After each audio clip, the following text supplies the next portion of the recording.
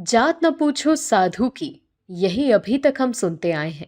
इसके विपरीत एक और कहावत बनती जा रही है कि जात न पूछो राहुल की, क्योंकि राहुल गांधी जो जिस मर्जी की बात पूछ सकते हैं, लेकिन भैया राहुल की जात कोई ना पूछे, क्योंकि ऐसा होते ही उन्हें चिढ़ लगने लगती है। दोस्तों, समझने की बात एक और ये है कि राहुल गांधी जिस तरह की राजनीति कर रहे हैं, उससे एक बात तो साफ है कि राहुल गांधी देश में विभाजन की आग लगाने पर उतारू हैं। उनका एकमात्र मकसद यही है कि किसी भी तरह से सामाजिक ताने बाने को खराब कर अपने स्वार्थ की राजनीतिक रोटी को पलटा जाए। राहुल, कांग्रेस और पूरी इंडी गठबंधन यही करने की सोच रही है।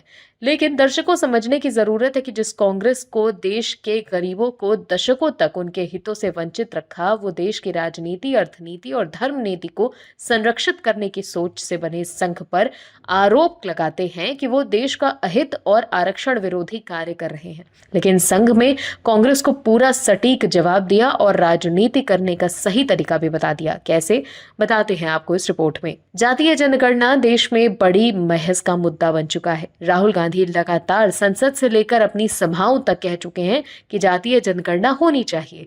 यह अलग बात है कि जब संसद में राहुल गांधी की जाति पूछी जाती है तो सपा सुप्रीमो अखिलेश यादव भड़क जाते हैं।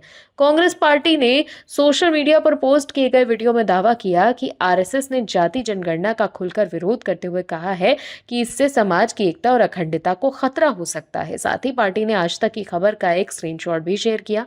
कांग्रेस ने कहा कि इस बयान से साफ है कि आरएसएस और भाजपा जातिगत जनगणना नहीं कराने चाहते, तो वो दलितों, पिछड़ों और जनजातीय समाज को उनका अधिकार नहीं देना चाहते।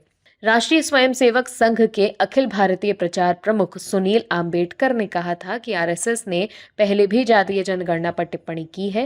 हिंदू समाज में जाति और जातियों के बीच संबंध एक संवेदनशील मुद्दा है। उन्होंने कहा था कि ये बहुत ही संवेदनशील मुद्दा है, लेकिन ये हमारी राष्ट्रीय एकता और अखंडता के लिए महत्वपूर्ण मुद्दा भी है। उन्होंने ये भी कहा था कि इस मुद्दे के लिए बेहद गंभीरता से निपटना चाहिए।